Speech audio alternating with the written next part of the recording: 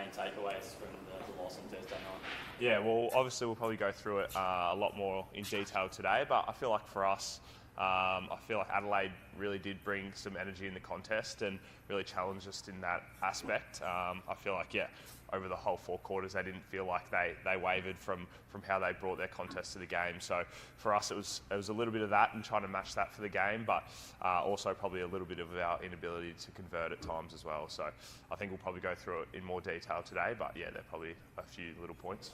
It's interesting because obviously we also had 2 really good wins in the previous 2 weeks to that. So I think Scotty always talks about really well that you don't want to ride the highs and the lows of the season.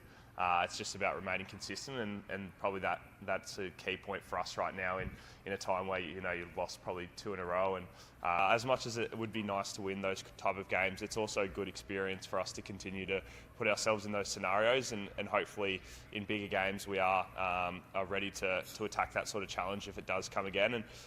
And just on that, I did speak to Tex after, and he apologised. I didn't think there was any sort of bad intent behind it. I think it's very difficult to adjudicate the game at the best of times. But as well, to be honest, playing on Tex on the weekend was pretty surreal. I mean, you talk about great forwards of the competition, and he's been one of those guys for a long time. So it's probably just as crazy playing against the guys that are up and coming that are playing really well now as it is against the older guys who I've sort of grown up watching on TV and that sort of stuff. And I'm still obviously trying to do the best I can to cement my spot in the team and continue to play great footy. But sometimes it is nice to look at who you stand next to and think, it's pretty cool to be alongside some of these names.